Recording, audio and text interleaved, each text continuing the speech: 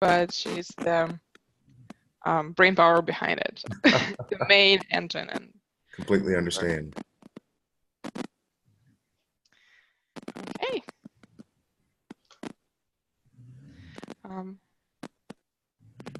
Жень, ты хочешь начать, нет? Чё, как-то?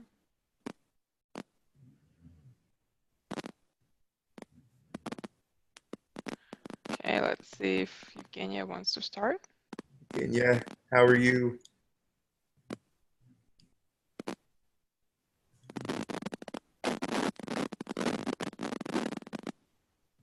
Жень, тебя не слышно.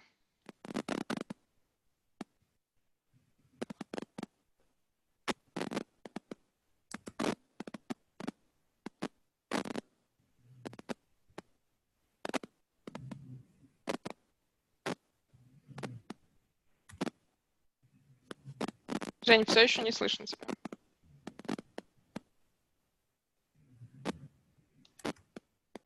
Okay. Sorry, Colmon. Oh, you're fine. You're fine. In fact, that'll give me a moment to go get my headphones. I just want to make sure. And maybe some water. Ah, yes. Жень. Нет.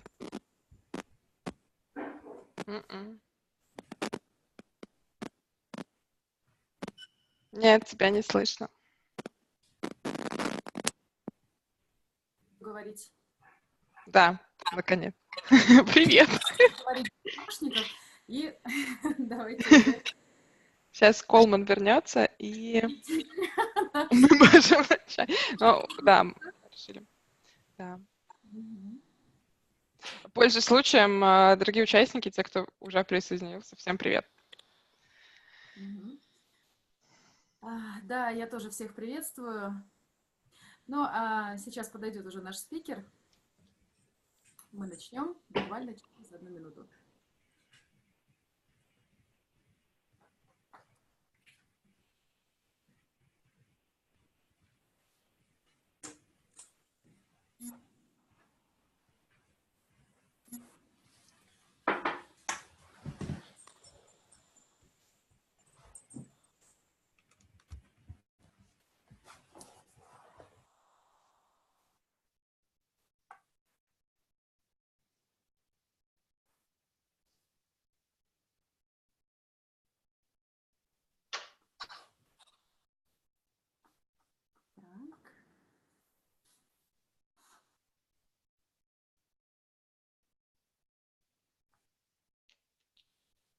Начинай, я думаю.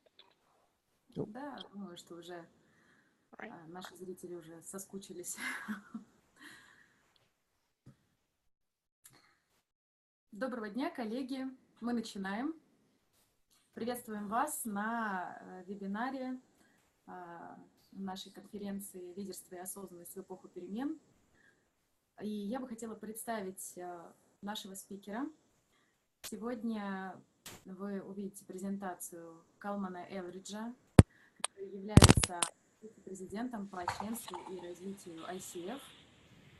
Колман 8 лет служил исполнительным помощником и старшим советником губернатора Кентукки и помог трансформировать систему здравоохранения, образования и бизнес-климата штата. И Ксения, наверное, уже надо переводить. Ну, заканчивай, я переведу все. В 2014 году Колман был назван одним из 10 выдающихся молодых американцев младшей торговой палаты Соединенных Штатов. А в 2015 году был назван одним из 20 выдающихся молодых людей мира Junior Chamber International. So, это все? Мы передаем слово? Нет, я потом еще скажу. Давай тогда. Просто мы передадим слово. Жень, договори, мы передадим слово, да. Наш переводчик сегодня это Ксения Росина, а меня зовут Евгения Сазонова, и Я являюсь членом международным отношениям ICF Russia Chapter, и я буду модератором сегодняшнего вебинара.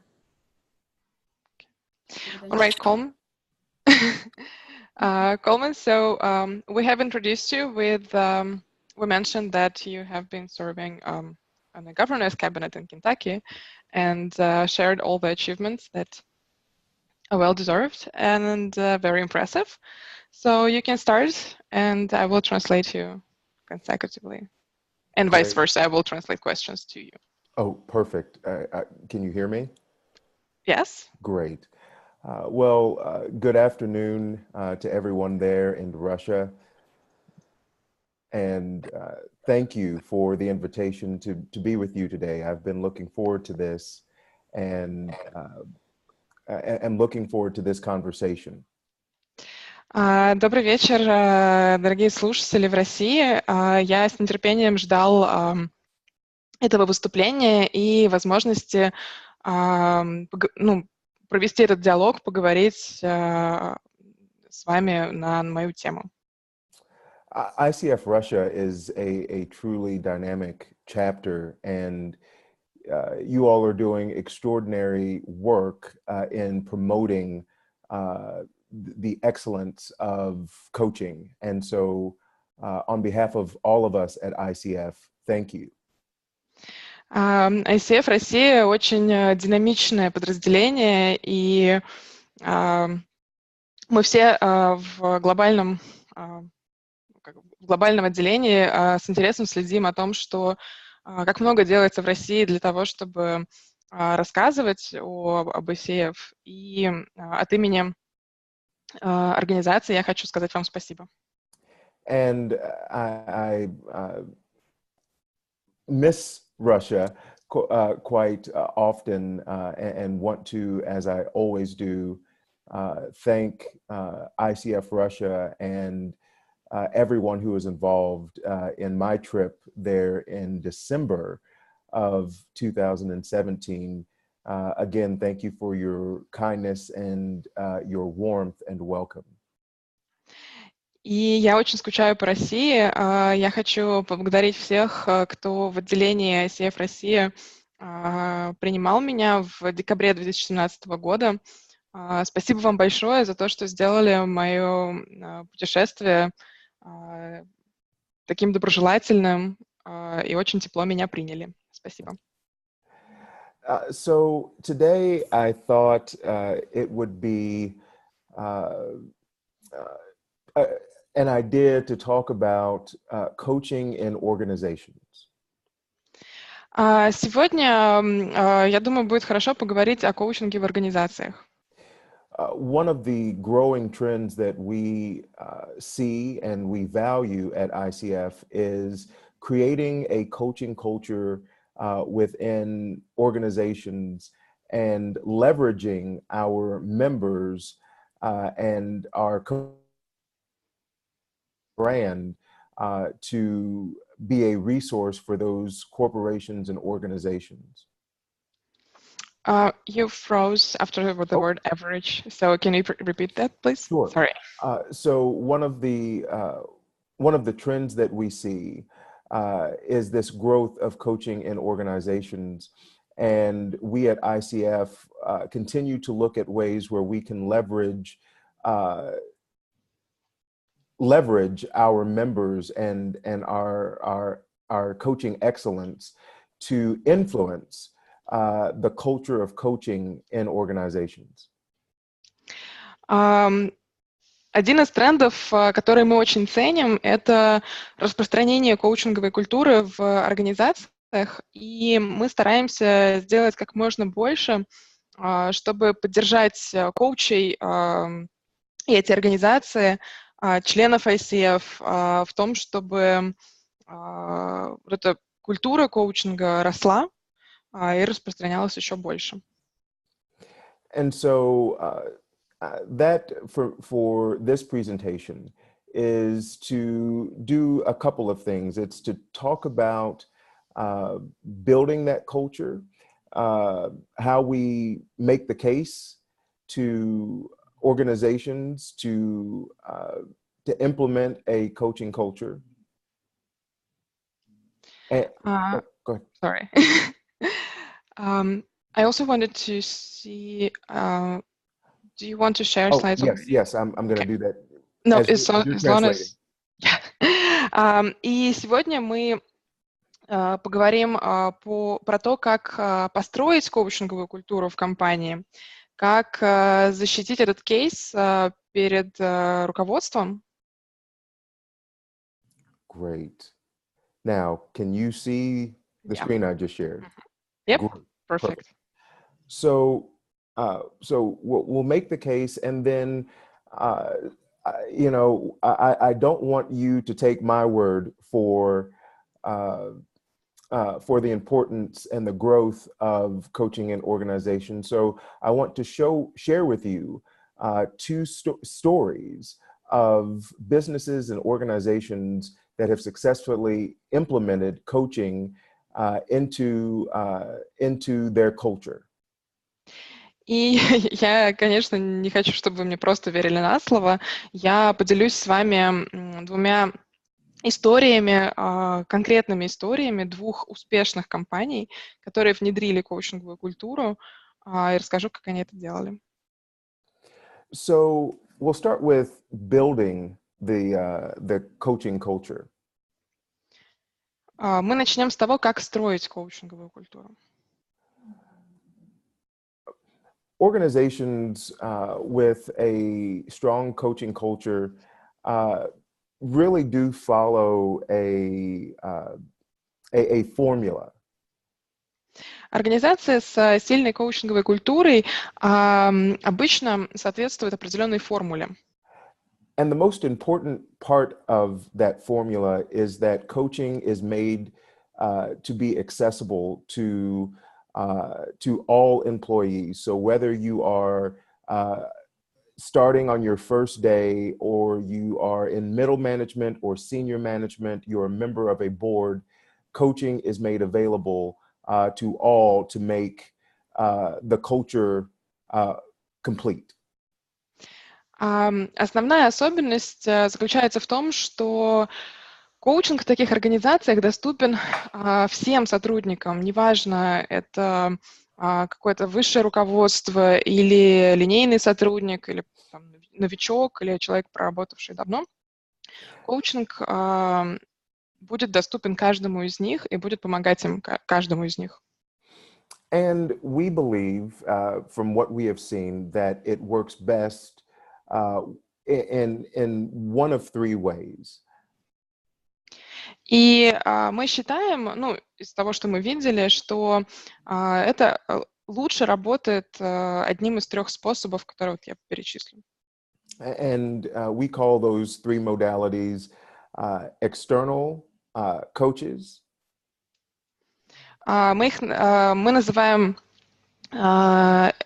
их тремя типами коучинга. Это внешние коучи.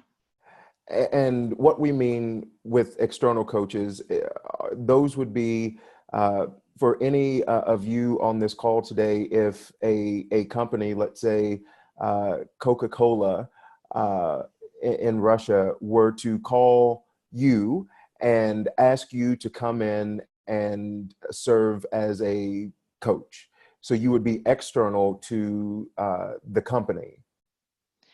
И внешний коуч, что это значит? Например, ну вот для тех, кто на звонке, например, Coca-Cola звонит вам и просит вас поработать с ними, вот вы будете для компании Coca-Cola внешним коучем.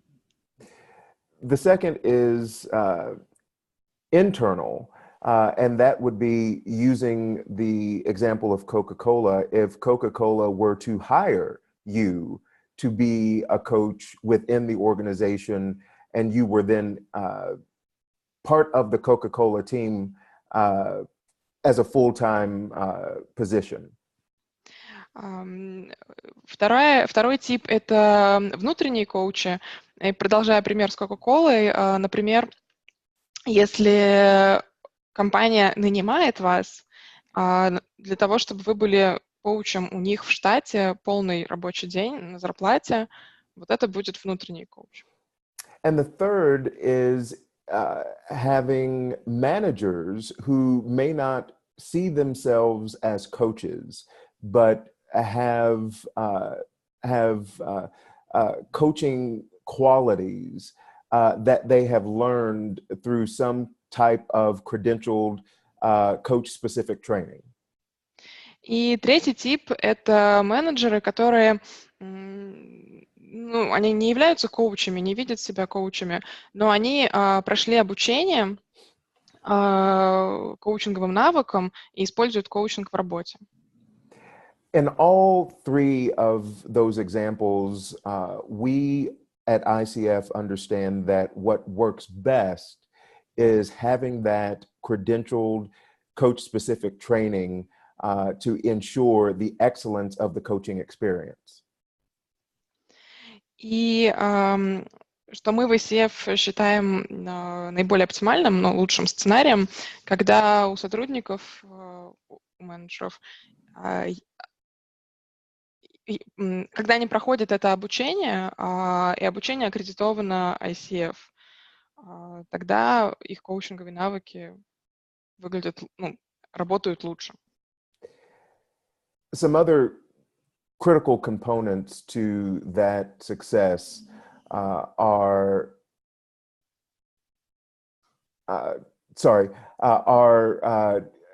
coaching being a part of the budget of an organization. So it is thought to be important enough that an organization or a company will make it a priority in terms of their budgeting.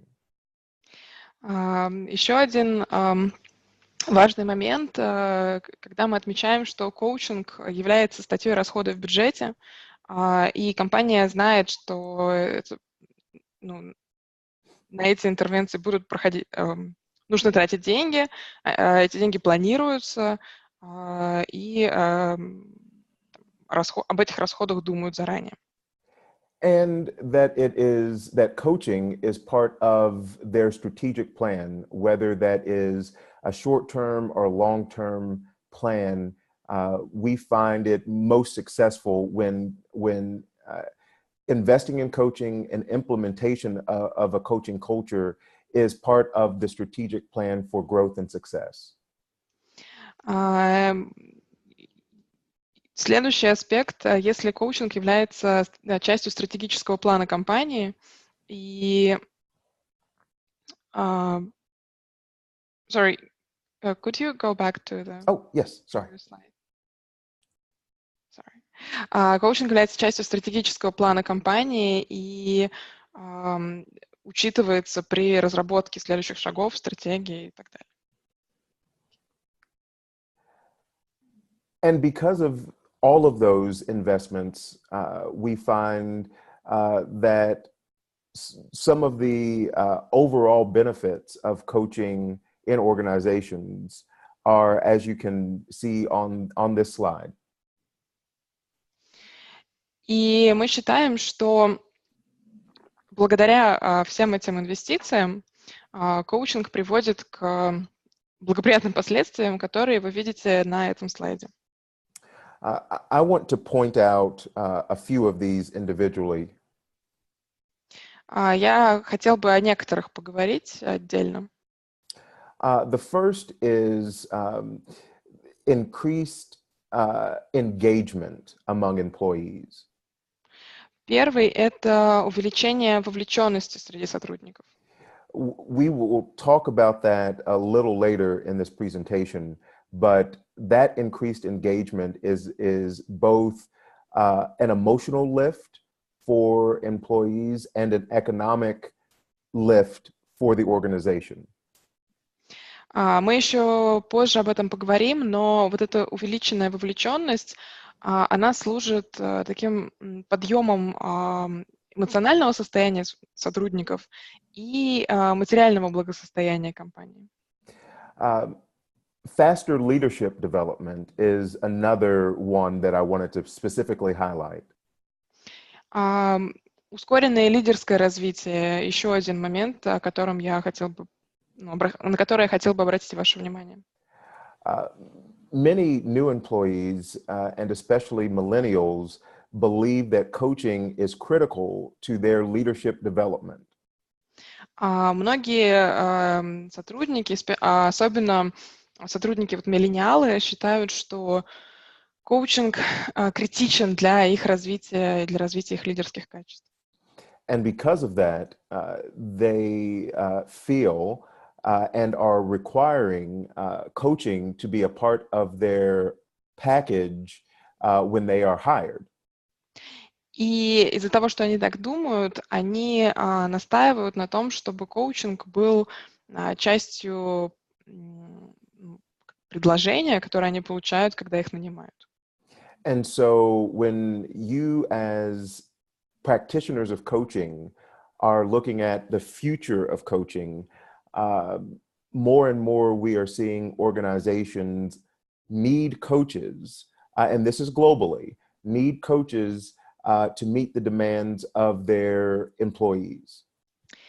И когда мы как практики коучинга смотрим на будущее коучинга, мы видим все больше и больше компаний, привлекающих специалистов для удовлетворения потребностей своих сотрудников в коучинге. And the last one is that I want to point out of this list is increased employee well-being. И последний момент, о котором я хочу поговорить, это повышение благосостояния сотрудников.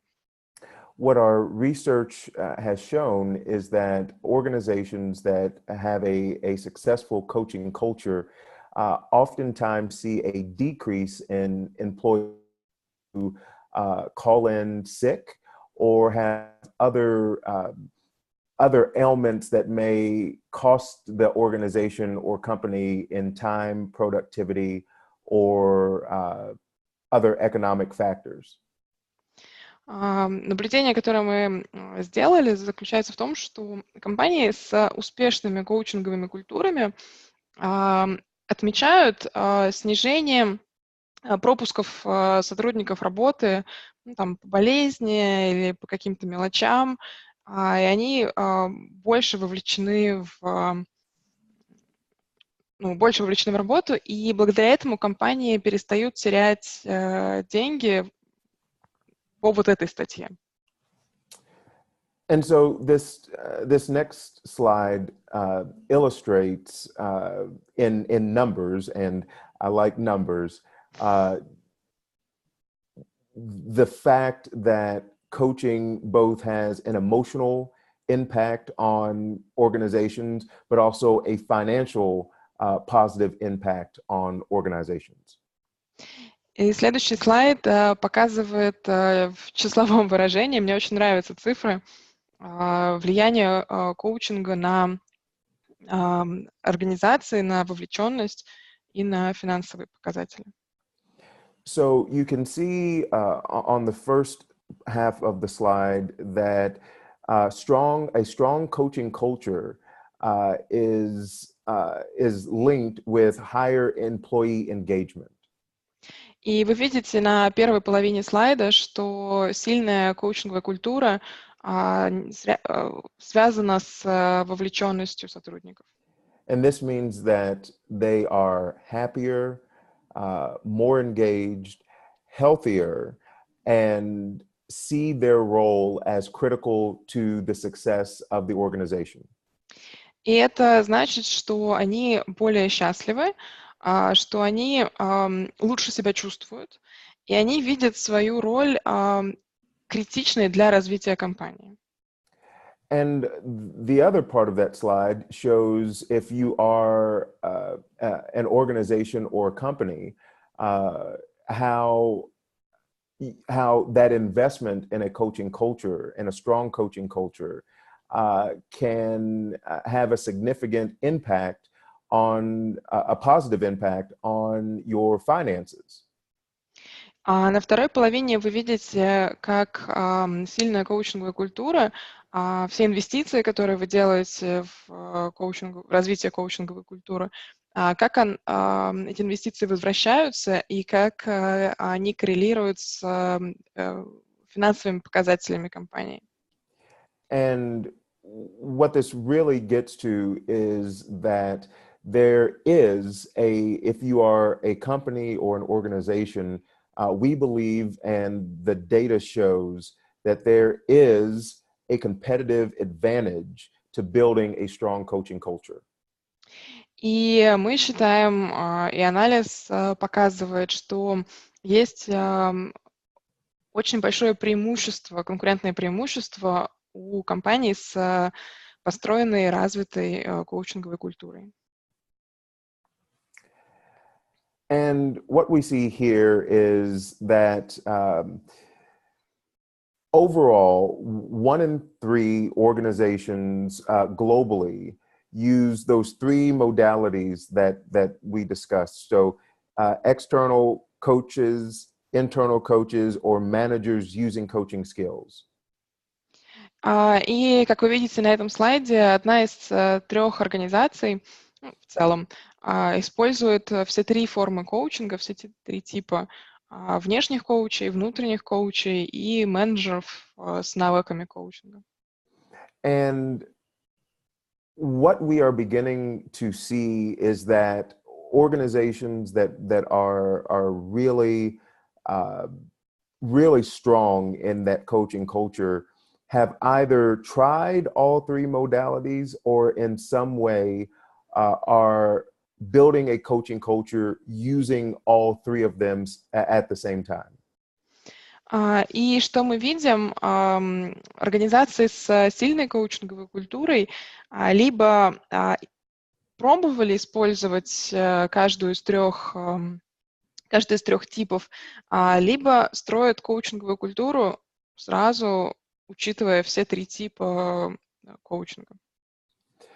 But what we have also seen and acknowledge is that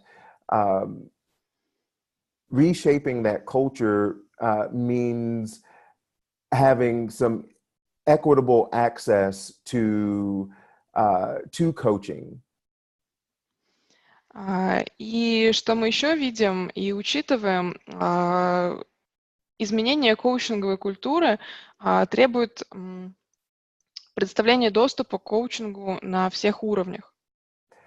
And what we have seen is that operationally, the newer the employee,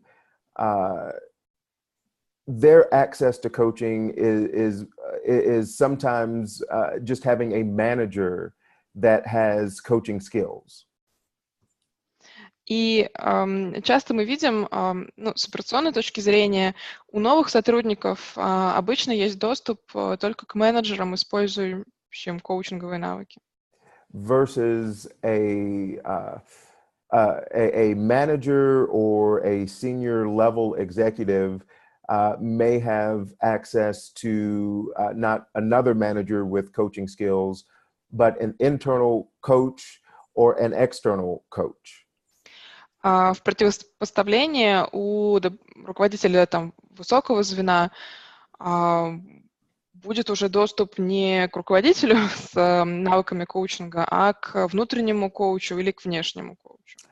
And at the end of the day, there is no right or wrong way to introduce those options into an organization.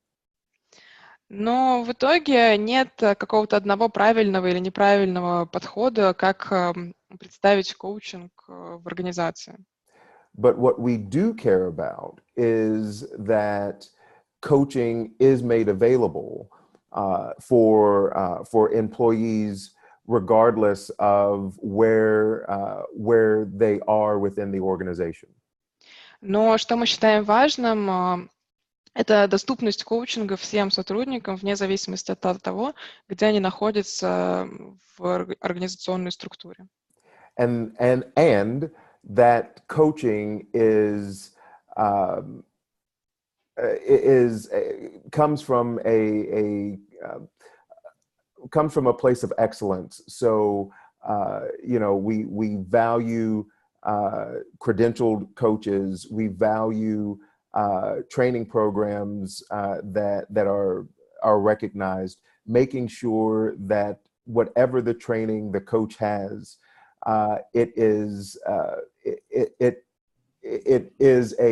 an excellent and dynamic and reputable coaching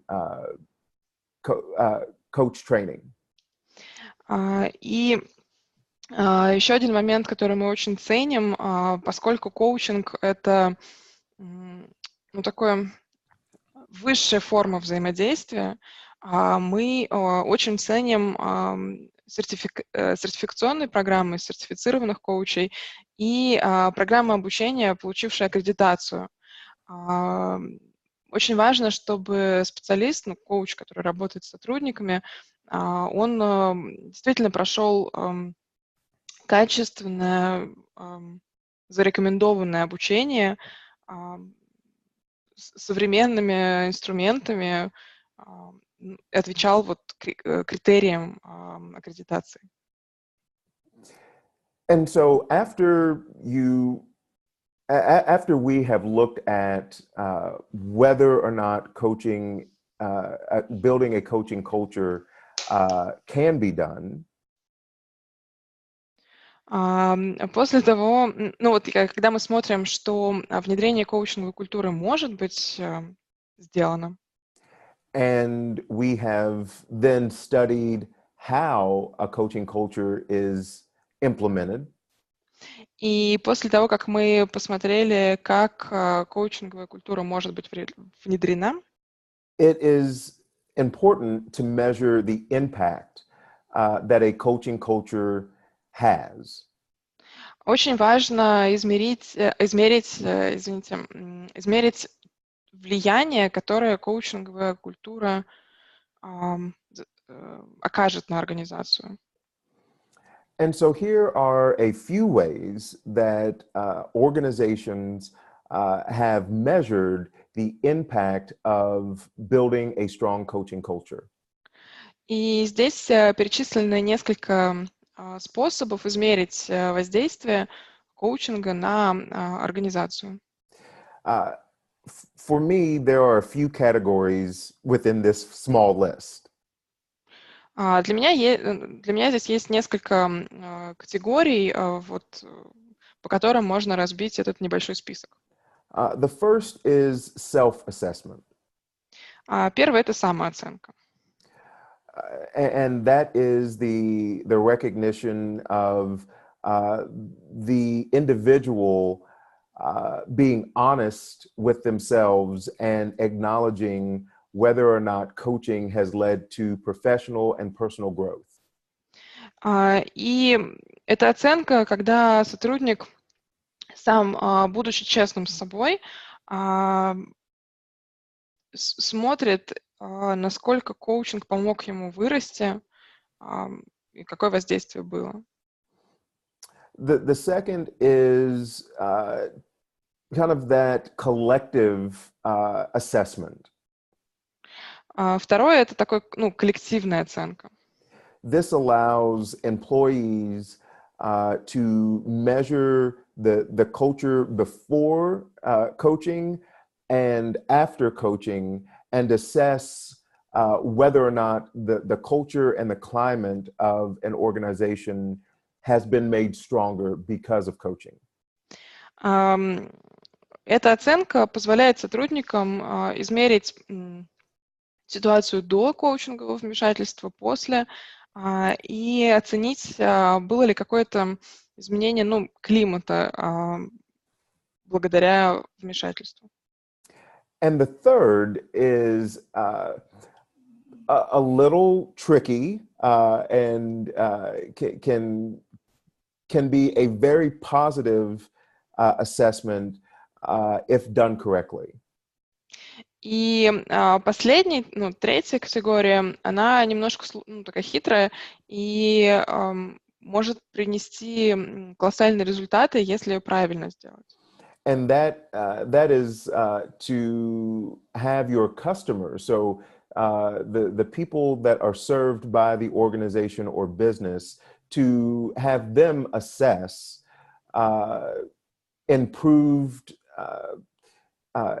improved relations, improved product delivery of services because of a coaching culture. И вот эта категория подразумевает, что вы просите ваших клиентов, людей, для которых, ну, там, которым вы оказываете какой-то сервис, оценить улучшение отношений, улучшение оказываемых услуг, там, доставки продукта после того, как произошло коучинговое вмешательство. The difficulty in that is that that assumes that the customer understands what coaching is and the value of building a coaching culture. Сложность здесь заключается в том, что этот подход подразумевает, что клиент знает, что такое коучинг, в чем его ценность и как происходит это воздействие. And so for us at ICF, and not just ICF Global, but our 100, our chapters and our members, for us, it means that we all have a responsibility to educate everyone about coaching. И для нас это означает ответственность, ну, не только у ICF глобального отделения, но и у всех отделений по миру, у каждого члена организации. Ответственность обучать как можно большее количество людей тому, какую ценность несет коучинг в себе и в чем заключается эта работа. So finally, I wanted to end this presentation giving some examples of organizations and businesses that have successfully implemented a coaching culture. И, подходя к заключительной части, я бы хотел проанализировать, рассказать вам кейсы компаний, которые успешно внедрили коучинговую культуру. One of the ways that we measure that success is through the ICF International Prism Award. Один из способов, которым мы измеряем этот успех, это международная награда Призма, она ICF Prism Award называется. Through the Prism Awards, we look at a few different categories to measure excellence. При присуждении этой награды мы смотрим на несколько категорий оценки исключительности программы. You can see them there, but for those that may be just listening, I did want to highlight them because they are a critical component for judging a successful implementation of coaching. И вы их видите на слайде, но, может быть, кто-то не видит слайды, я хотел бы их озвучить, потому что они являются критичным компонентом того, как оценить успешно внедренную коучинговую культуру в организации. The first is that an organization implementing coaching must fulfill strong professional standards. И первый критерий, это организация при внедрении коучинговой культуры должна соответствовать строгим профессиональным стандартам. The second is that coaching must help address key strategic goals of the organization. Второе, организация в своем проекте должна преследовать конкретные стратегические цели. The third is that coaching must play a role in shaping the culture of the organization. Третье — это коучинг должен сыграть свою роль в формировании организационной культуры компании. And the fourth, but extraordinarily important, is that coaching must make a positive impact and one that is discernible, one that is very evident of measuring the impact of coaching. И последнее, но, наверное, самое важное, это то, что вот этот проект по внедрению коучинга должен принести заметные, очень видимые, конкретно измеримые положительные результаты. And as you can see, over the course of the last few years, we have awarded the Prism Award to some pretty familiar names around the world. И, как вы видите, за последние годы мы присудили награду «Призм» знакомым всем названиям компаний. Earlier in this presentation, I talked about Coca-Cola Russia, and that was not on accident.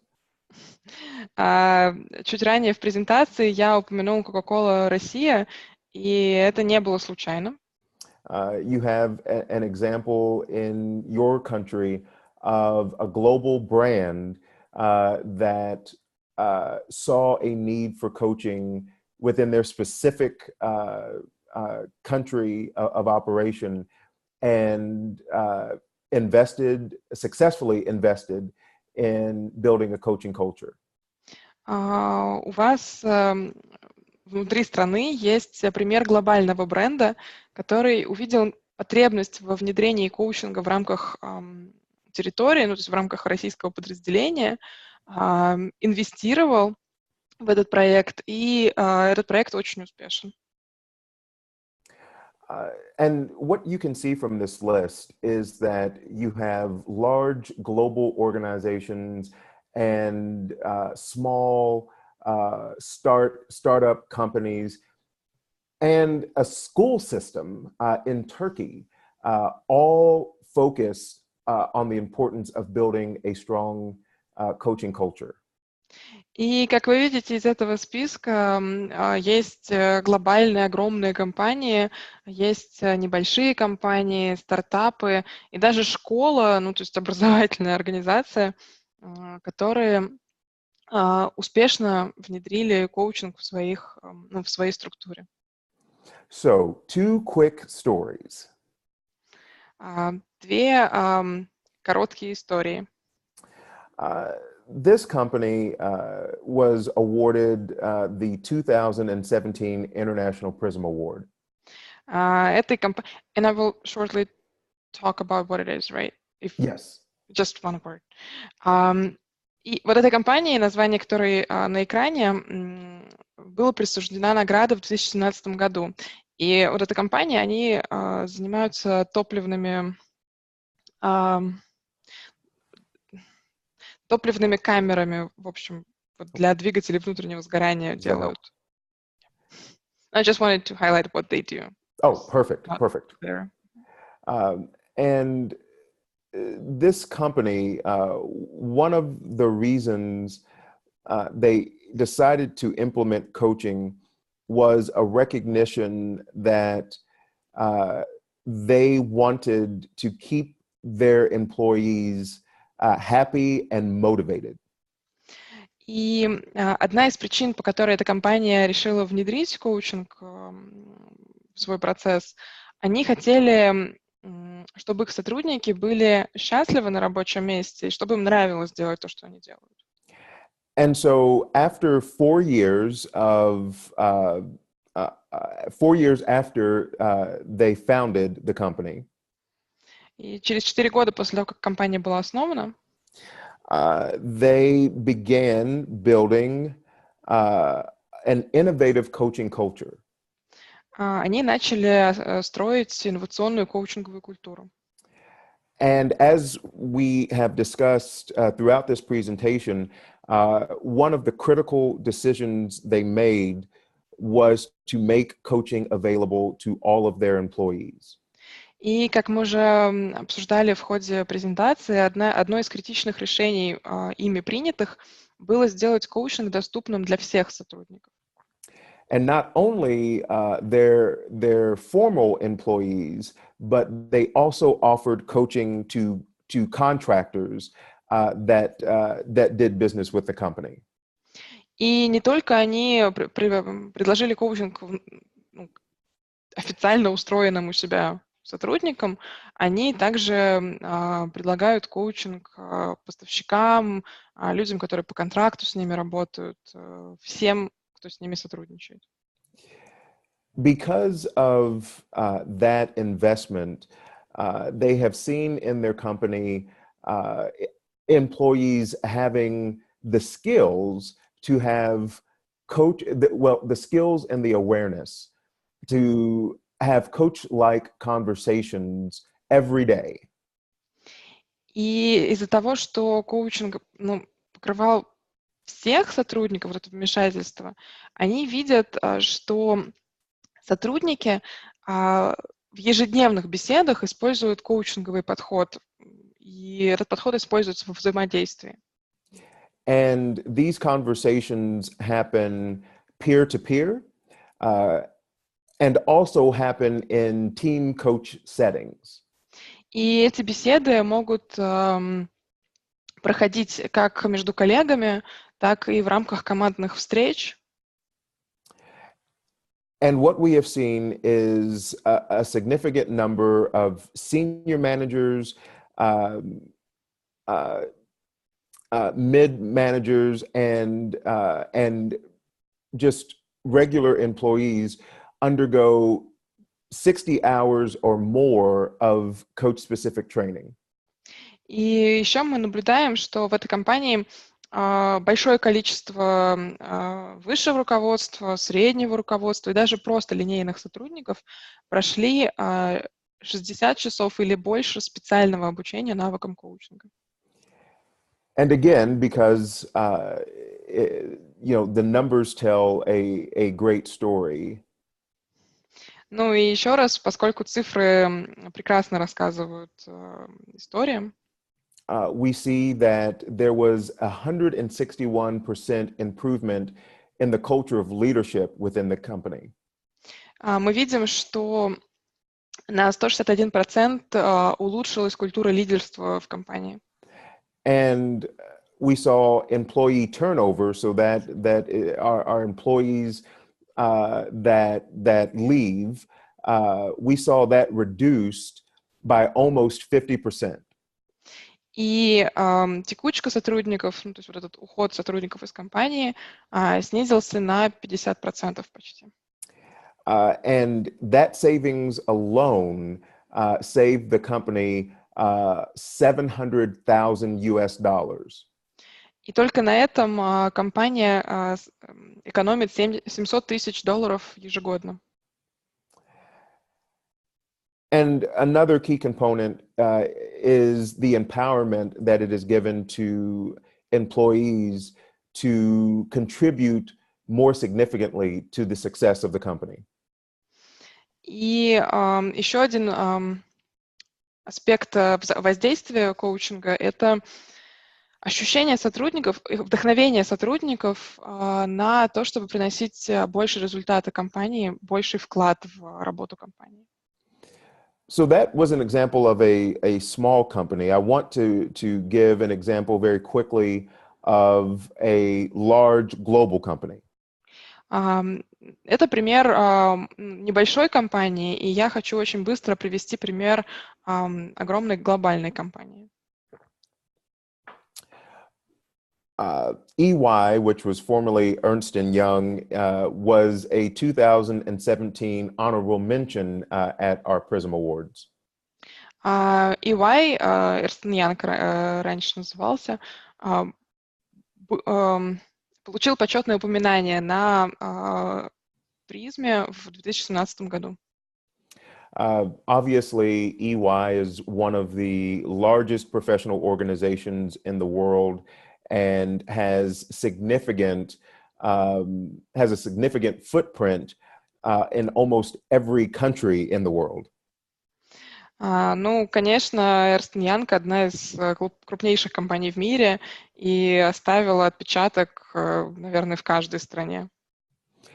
Um, and what EY did was to build a coaching culture within the company to meet the needs of their employees, not where the company wanted them to be, but where the employee was, and nurtured them both personally and professionally.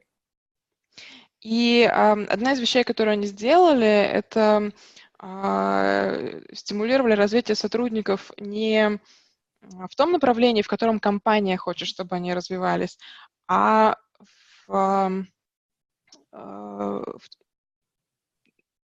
как бы сделала так, чтобы сотрудники анализировали, в каком направлении они хотят двигаться, и компания их поддерживала в этом движении. Now, what do I mean by personal and professional? Ну и вот что я подразумеваю под профессиональной и личной жизнью. Like so many of us, there are employees at EY that have had tremendous personal events in their lives, such as becoming a parent. Как и там, у многих из нас в Эрнст Янге есть большое количество людей, вступивших в новую стадию своей личной жизни, они стали новыми родителями. And so one of the things that EY did was to invest in coach-specific training for new parents. И одно из вмешательств, которое Эрнст Янг сделала, это инвестировала в коучинг для новых родителей. And because of that, EY saw a increased level of connectivity among their employees. И благодаря этому компания увидела значительное усиление связи между сотрудниками.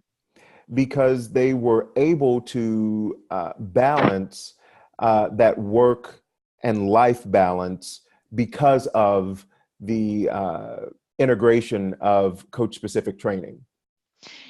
Потому что сотрудники могли сочетать баланс работы и жизни благодаря вот коучинговому вмешательству. And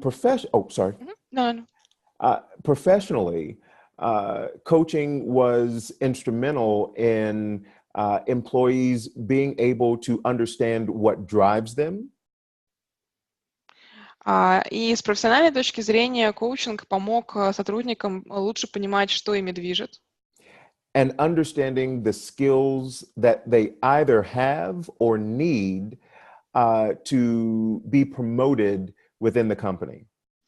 И понимать навыки, которые у них уже есть или которые им необходимы для того, чтобы получить повышение в рамках компании. Two more points. Because of the implementation of team coaching, EY saw an increased level of performance among teams that utilized coaching. Еще два момента. Благодаря внедрению коучинга EY заметил улучшение успеха команд, которые этот коучинг использовали. And because of that investment, EY saw a 31% growth in revenue. И благодаря этой инвестиции EY увидел рост прибыли на 31%. So the bottom line is that, again, coaching is both beneficial to building a strong and robust culture within an organization. Ну и чтобы подытожить, коучинг крайне важен для того, чтобы построить сильную культуру в рамках организации. And organizations that do implement coaching make their money back. И организации, которые инвестируют в коучинг, получают свои инвестиции обратно. So if you are thinking about pitching yourself or your services to an organization, always remember the data shows you can help them build a strong culture and make more money. Поэтому, если вы хотите предложить свои услуги организации или предложить коучинг в рамках организации, помните о том, что исследования показывают и подтверждают, что коучинг помогает компаниям зарабатывать больше. And finally, this is the last slide that I have, but this shows as we talk to these organizations, what they value most about the impact of coaching. И последний слайд показывает, что компании, что люди ценят больше всего в стиле управления. And the most significant response is more effective management styles.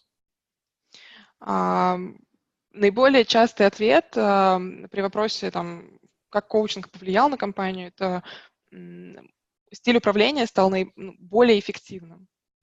And I would simply highlight the four biggest words in this picture. Я подчеркну 4 самых крупных слова на этой картинке. Coaching, Коучинг, collaborative, сотрудничество, supportive, поддерживающий and participatory. и принимающий участие.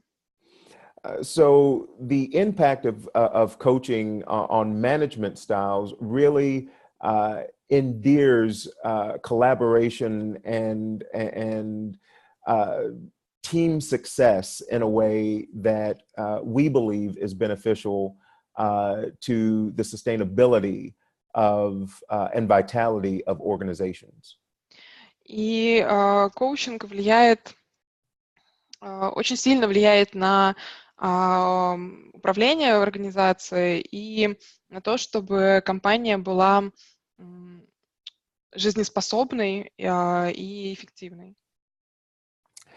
All of these, all of this research and resources are available to you as ICF members on the ICF website. Все эти ресурсы, которые были упомянуты, доступны вам на сайте ICF. И я добавлю от себя, что когда вы получите видео и презентацию, там будут ссылки на перевод кейсов и статей. Sorry, I just added that we have translated everything. Yes. So they will get a hyperlink to Russian version as well as English one. Great. And my shameless plug is that if you are not a member of ICF, you should be. И если вы не являетесь членом ICF, то, может быть, это простимулирует вас вступить в организацию. And that is my presentation. So I would be more than happy to take any questions or hear anything that is going on there in Russia. And I will stop sharing this screen. You don't have to. No, you can, but it's up to you. И в завершение я хочу сказать большое спасибо. Я готов ответить на ваши вопросы или услышать какие-то комментарии. И у нас есть время пообщаться. Дорогие коллеги, если у вас есть какие-то вопросы, пишите их, пожалуйста, в чат и в Q&A. Сейчас есть время на них ответить. Один из вопросов. Colmon, расскажи, пожалуйста, как ты пришел к коучингу и к поддержке коучей в ICF?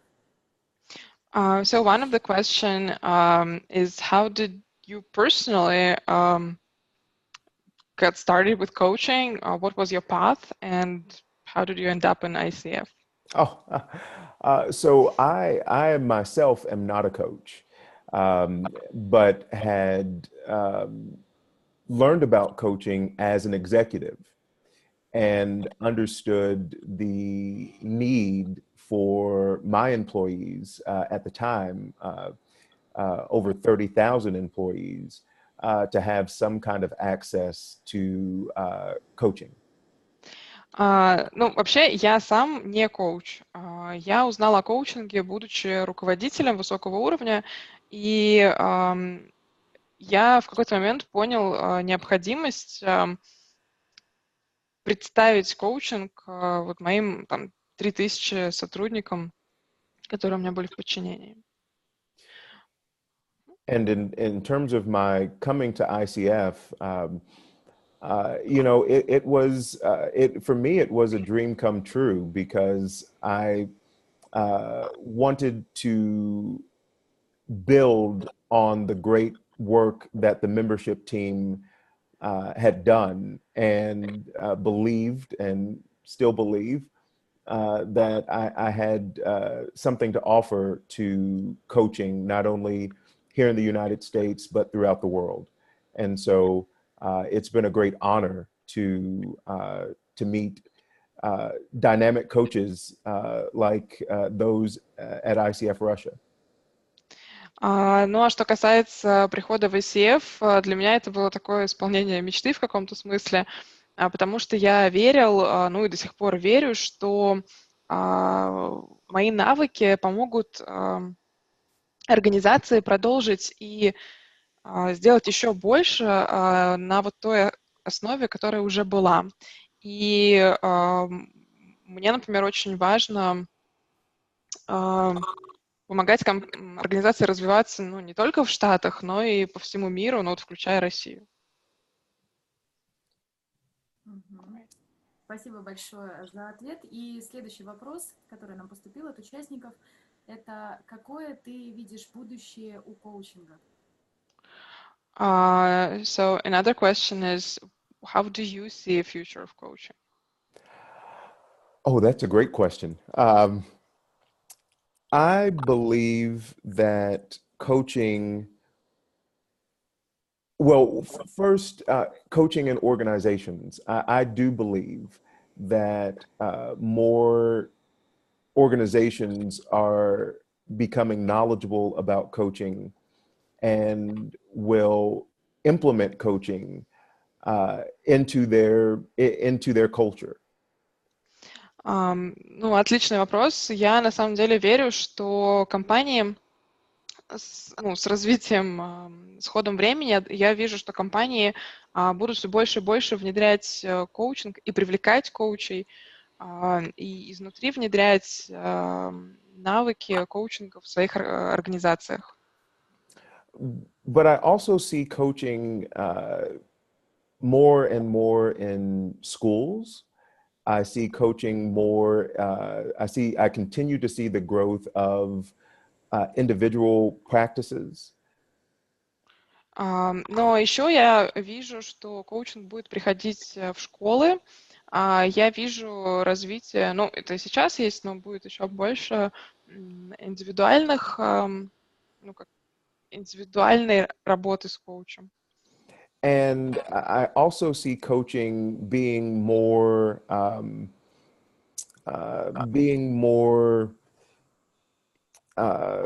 specialized. И я также вижу, что коучинг будет более специализированным. So one of the examples I love giving, and I've given since I left Russia, was when I met Evgenia, and I told her, "You need to be coaching dancers." Ну, один из примеров, который я очень люблю рассказывать после отъезда из России, это пример Евгении, когда я ей сказал, Евгения, тебе нужно коучить танцоров. Because she is not only a coach, but a dancer and understands uh, the needs of a dancer and the skills of a coach. Потому что она не только коуч, но и танцор, и она понимает потребности танцоров и понимает не только, то есть она совмещает в себе понимание и со стороны танцора профессиональное, и как коуч. And so I do see that specialization happening, whether it's dancing or teaching or anything else. The need to have a specific knowledge of a certain field and being able to utilize that coach specific training successfully to coach people in that field. I do see that as part of a powerful future of coaching. Ну, и я вижу все больше и больше вот это совмещение, когда у человека есть навыки коучинга, но у него также есть понимание определенного направления, профессии, неважно, это танцор или это учитель, и это совмещается, и такой потребностей будет все больше и больше, и в этом достаточно мощное будущее. Okay. Спасибо, Калман, за напоминание о нашей беседе. Well, thank you for reminding about that meeting. Мы говорили про коучинг танцоров и про коучинг артистов в том числе. И то, что ты мне тогда сказал, это очень вдохновило, и я понемногу уже начинаю работать с танцорами. So as we talked about coaching dancers and artists, it was very inspiring, and slowly I'm starting getting there and working with dancers. Но пока это не чистый коучинг, пока это между публичными выступлениями и коучингом. То есть вот как, я думаю, что в будущем мы перейдем и к чистому коучингу в том числе. Спасибо. But so far it's not simple like it's not just coaching. It's something in between, like public speaking and coaching. Sure. And probably in future, I will be able to move to like clean coaching or like pure coaching format. I know it will happen. Ну, я знаю, что это произойдет. Скажи, пожалуйста, что произойдет? Ну, что ты перейдешь. Что это? Угу. Спасибо. Еще есть вопросы от наших участников. Какие ты замечаешь мировые тенденции в коучинге? Какие есть мировые тенденции в коучинге? What are global trends you see in coaching? I don't know that they're global so much as regional at this point. The overall global trend is that coaching continues to grow. Ну, это может быть не совсем мировой тренд. Ну, то есть я, может быть, не вижу все мировые тренды, я вижу, так скорее, региональные. Но основной мировой тренд — это то, что коучинг продолжает расти.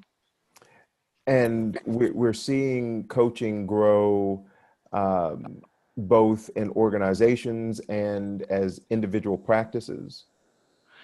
И у нас, ну, я вижу рост коучинга и в организациях, и в индивидуальных практиках. And we are seeing more and more the importance of credentialing in the consumer awareness of coaching.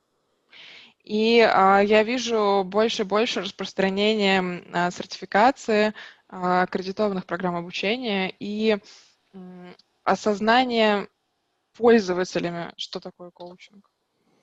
And so I would say the overall global trend that I see is an increased awareness of coaching and an increased importance on what we call coaching excellence, which means credentialing, training, verified credentials.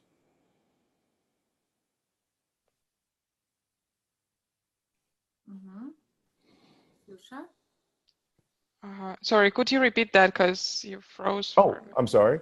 The increased awareness, I got that. Right. So the increased awareness and the increased importance that the consumer places on credentialing and some kind of verified training. И еще один тренд, который я вижу, это осознание клиентами необходимости аккредитации, важности аккредитации и осознание важности обучения, чтобы это была аккредитованная программа обучения коучем. And then regionally, I would say it depends. The more the more mature the region. So in some parts of Europe and in some parts of the United States, where coaching has been an active, growing field of study and of practice. We're beginning to see a generational shift, so that younger coaches are becoming more prevalent as the older coaches that really helped establish the field begin to retire or move on to other things. Ну, а с точки зрения региональных трендов, мне, конечно, там сложно сказать по каждому региону. Но, например, вот я вижу, что в развитых регионах, например, в регионах с развитой коучинговой культурой, там, где коучинг уже давно зарекомендовал себя, и есть уже там много исследований, и он там популярен, например, в Европе или в США, один из трендов, который наблюдается, это появляются более молодые коучи. Ну, такое происходит, как сдвиг поколений. Более молодые коучи начинают работать, а люди там, предыдущих поколений, которые помогли коучингу вообще подняться в этом регионе, они либо уходят на пенсию, либо чем-то начинают заниматься еще, переходят на какое-то другое направление.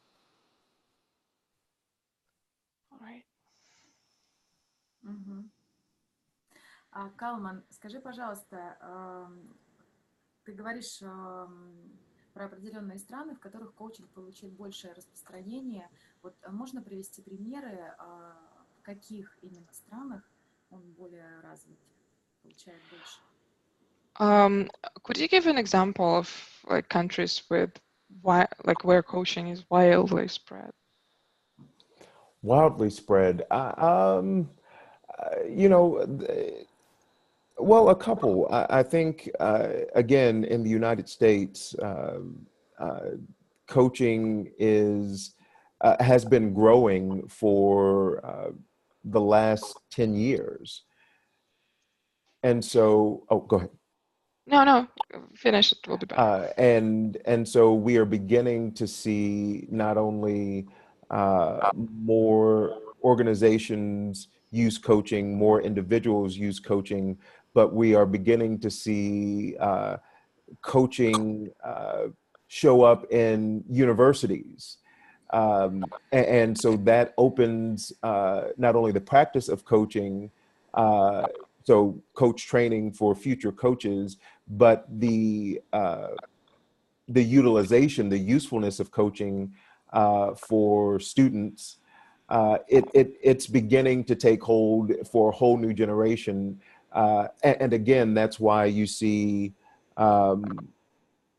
young millennials especially require coaching as part of their professional experience. And it's like any specific countries?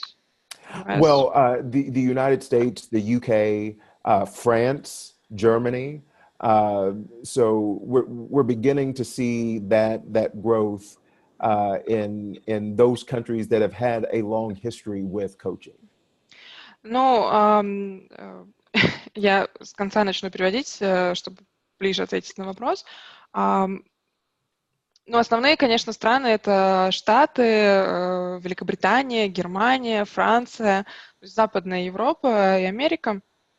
Это страны, в которых коучинг не просто там популярен, известен и зарекомендовал себя, но там появляются какие-то новые формы. Например, уже университеты предлагают обучение коучингу, студенты знают, что это такое. И это одна из причин, например, по которой молодые сотрудники, ну вот как раз та самая категория миллениалов, о которых говорили ранее, когда они уже ожидают, что компании будут предлагать коучинг, потому что они знакомы с этим со студенческой скамьи. И можно в университете, например, уже узнать, что это за инструмент, и узнать, какую пользу он приносит. Очень полезная информация. Спасибо большое, Colmon.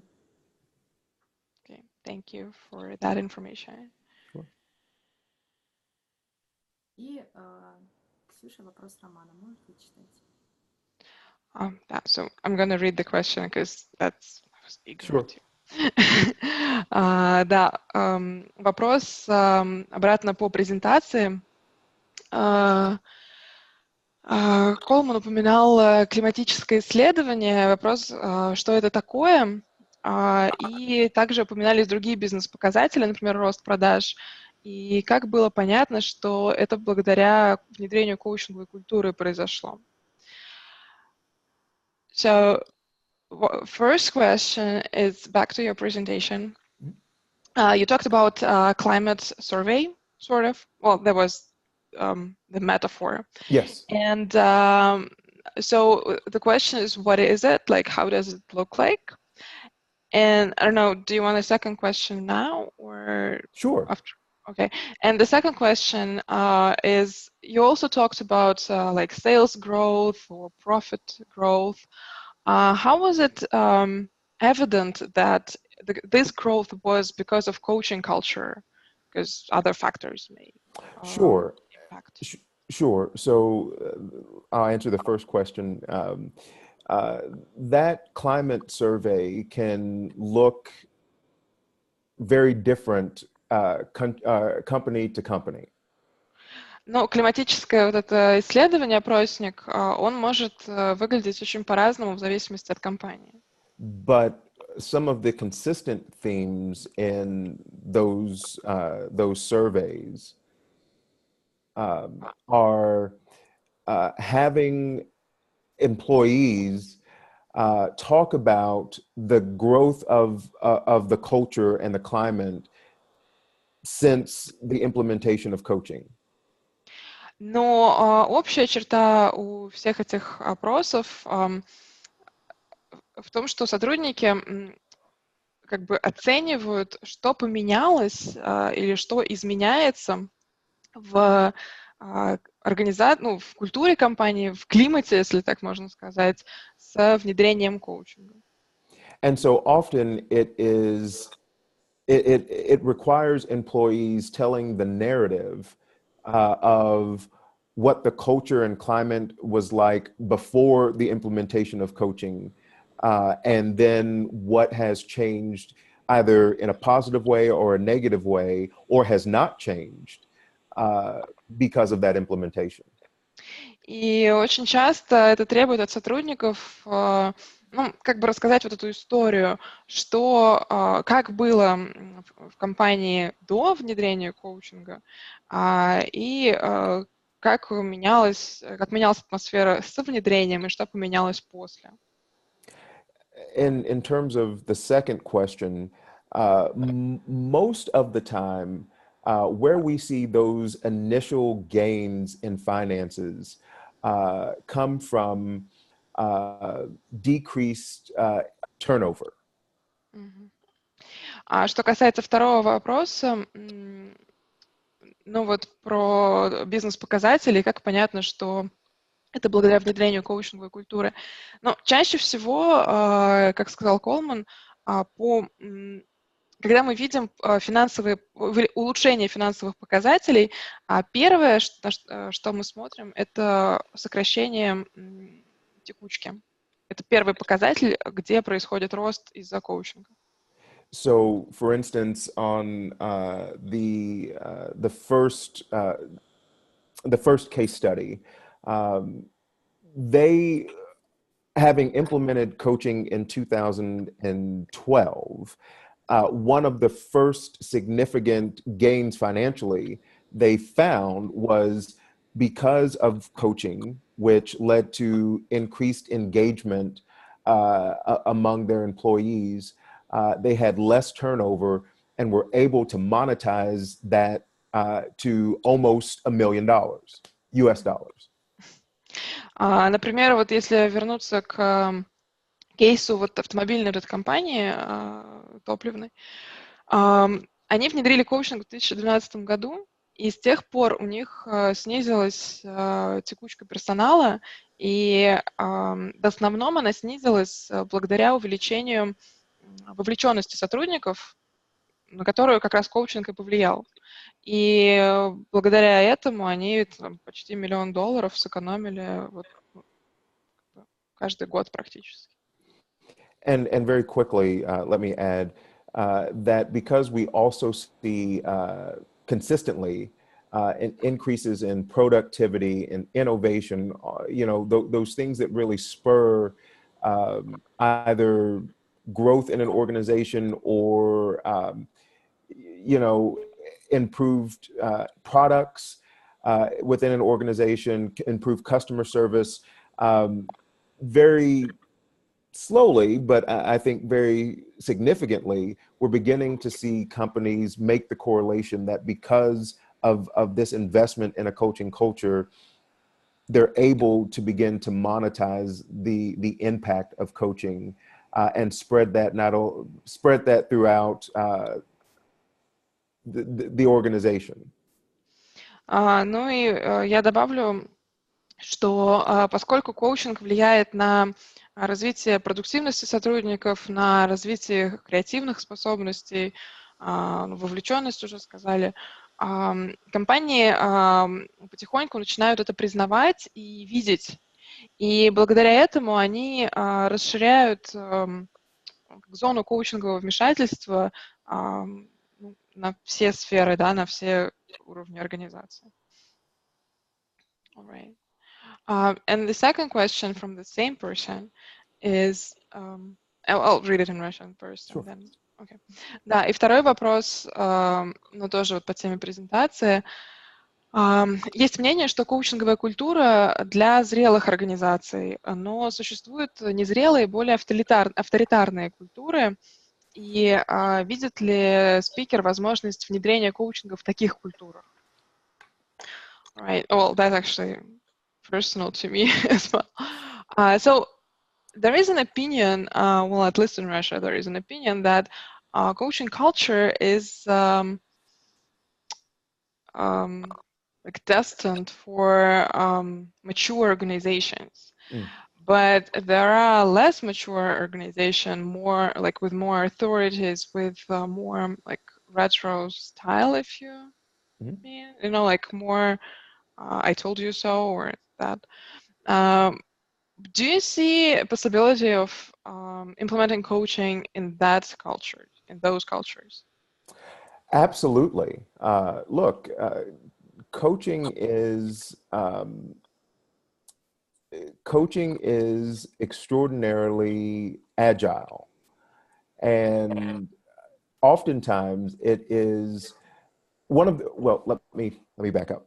One of the reasons I wanted to talk about this specifically in terms of coaching and organizations is because we know, being a part of the coaching community, that coaching works.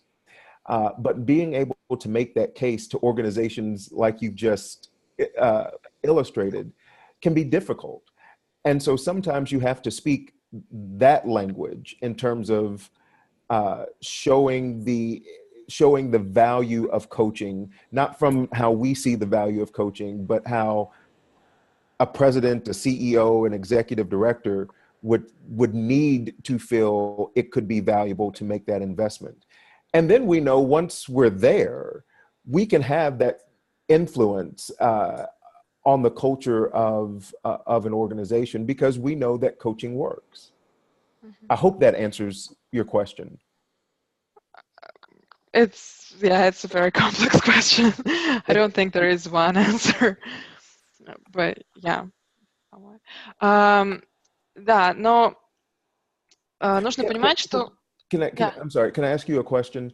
Sure. With that question, is it more that, I've talked about established organizations and you're talking about like brand new organizations, or No, it's actually vice versa. It's the more established organizations? they're more established. Well, they're different.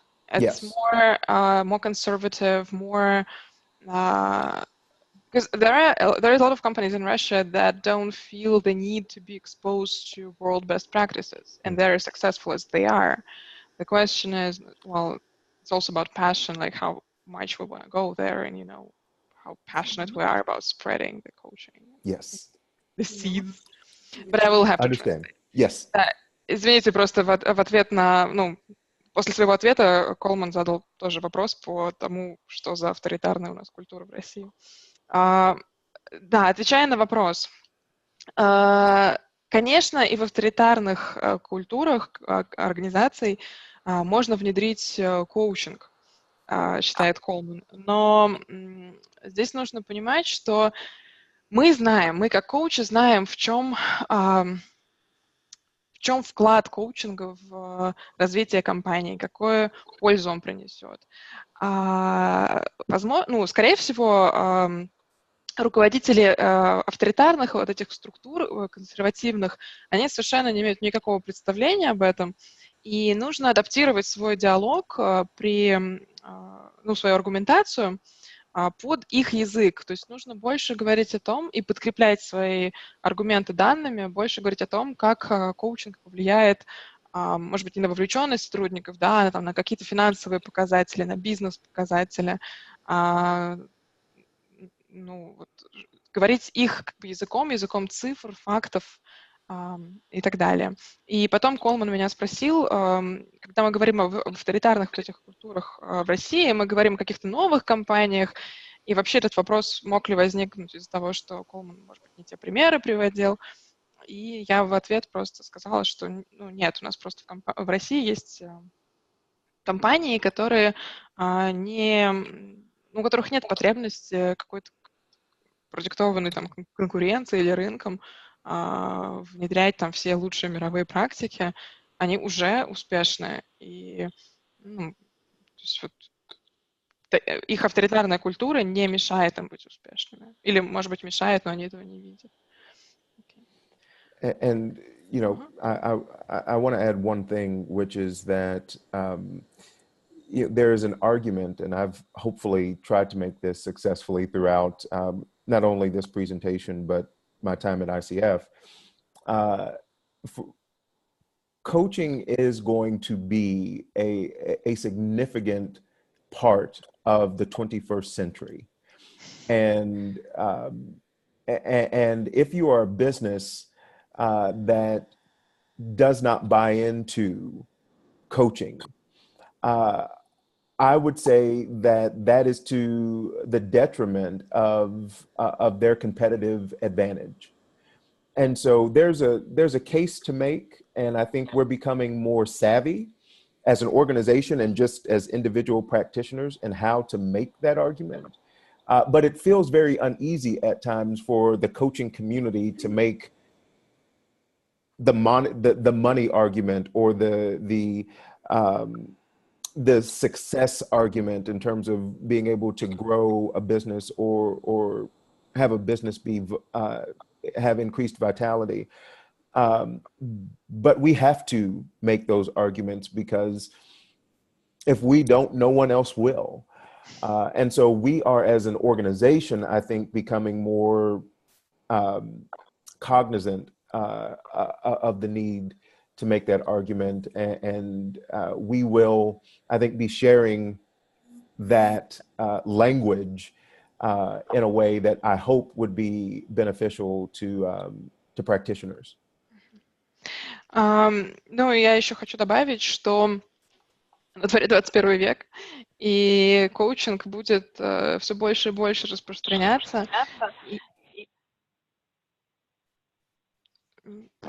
И Жень, ты что-то сделала, и у меня фонит. Нет, все должно быть хорошо. Я могу выключить звук и видео, чтобы... Да, давай. Ага. Да? Ну, звук хотя бы. Вот, и коучинг будет распространяться все больше и больше, и нам единственное важно... Ну, и компании, которые игнорируют этот тренд, они теряют конкурентные преимущества, ну, хотя бы в борьбе за сотрудников. И единственное, что нам как коучам важно, это научиться делать, приводить вот эти аргументы, которые мы пока не очень, может быть, хорошо умеем приводить, говорить о деньгах, о финансовых показателях, о какой-то конкретной выгоде компании. Но нам нужно учиться делать эти аргументы, не бояться их, потому что если мы их не будем делать, никто не будет их делать. И ICF как организация тоже признает необходимость все больше и больше говорить с бизнесом, их языком, и тоже предпринимает шаги в эту сторону. Вот. Но в целом это неизбежно, что коучинг будет распространяться все больше и больше. Okay. I think we have... Да, we have Женя back. Да, Калман, у нас время, к сожалению, подходит к концу, но у нас есть еще один вопрос. Насколько ты располагаешь временем? It's almost time. Well, it's actually is time. But do you have time for one more question? Sure. All right. Yep. Да, давай.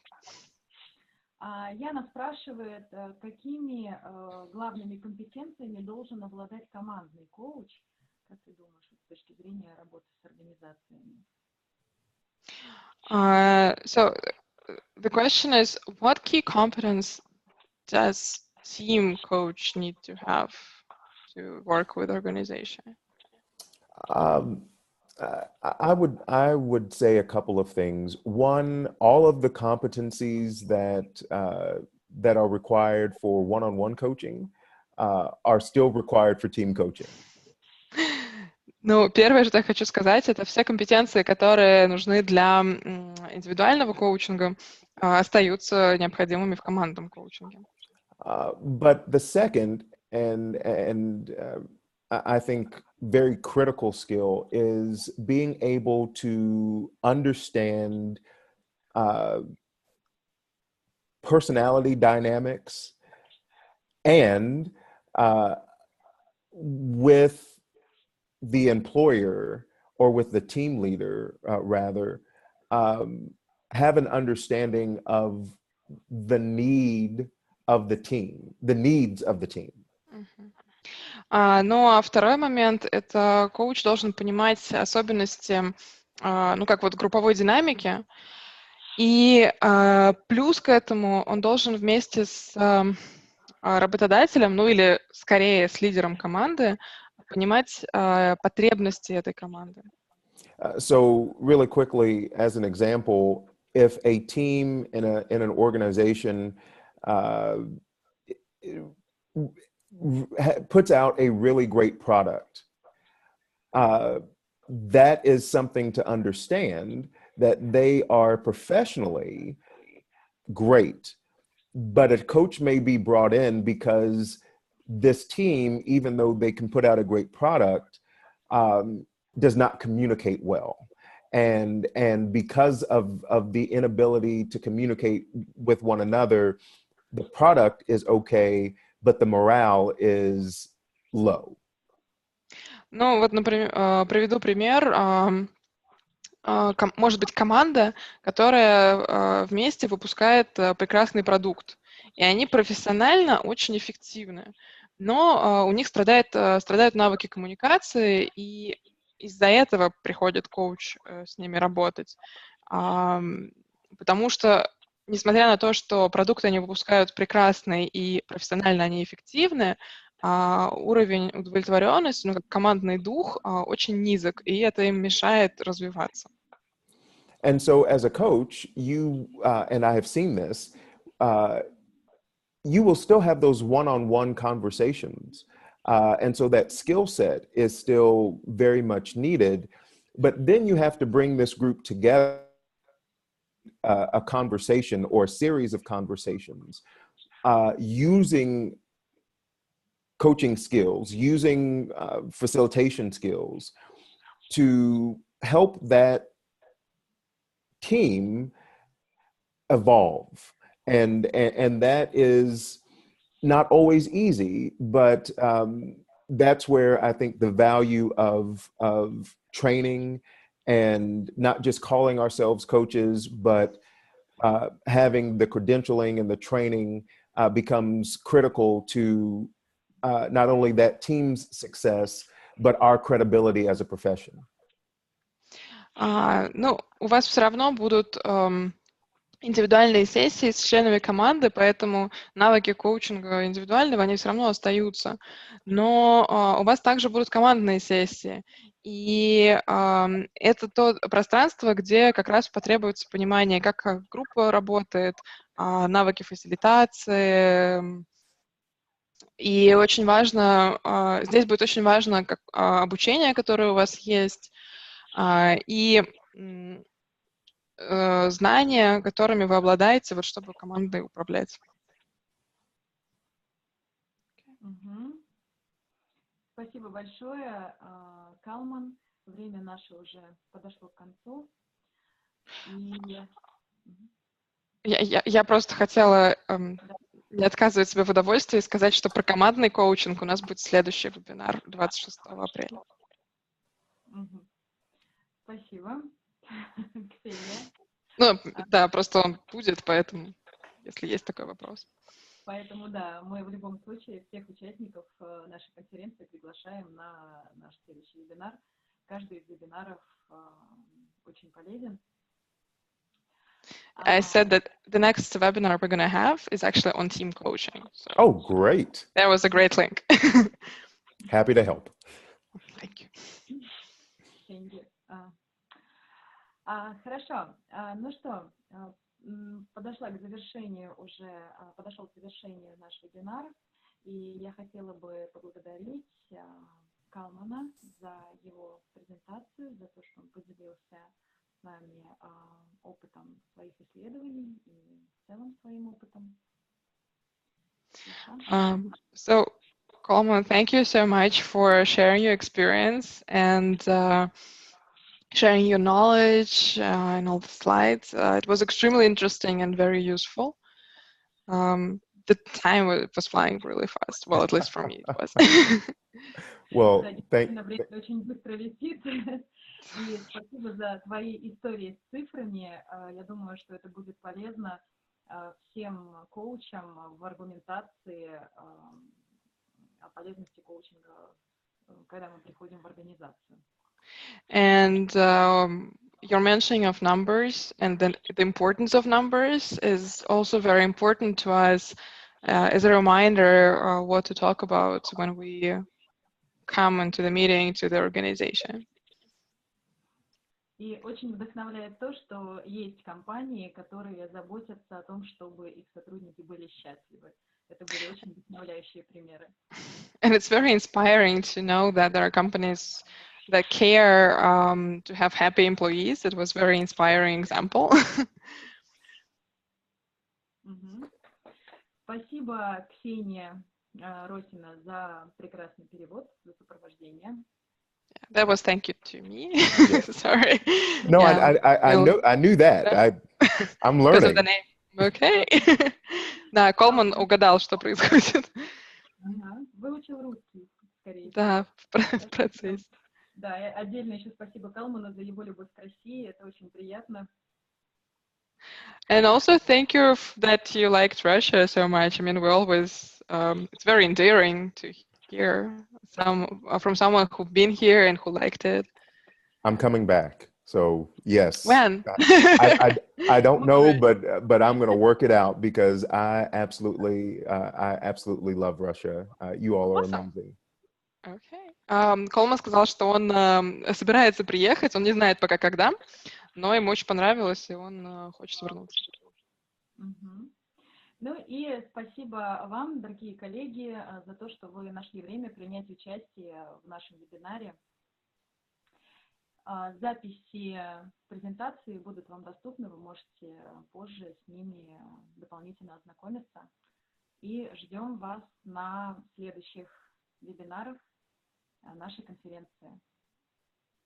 All right. Thank you so much, Colmon. It was, so well, much. for me, it was a great pleasure to meet you and to get to know you. And we have to say goodbye, unfortunately. Well, you all have a great evening. And again, thank you for the invitation. And I will see you in Russia soon. Hopefully, yes. Да, большое спасибо всем участникам. И, Женя, большое спасибо, что модерировала весь наш вебинар. Я думаю, что мы прекращаем трансляцию, да? Хорошего вечера всем. Хорошего вечера всем. Всего доброго. Goodbye. Bye. Thank you.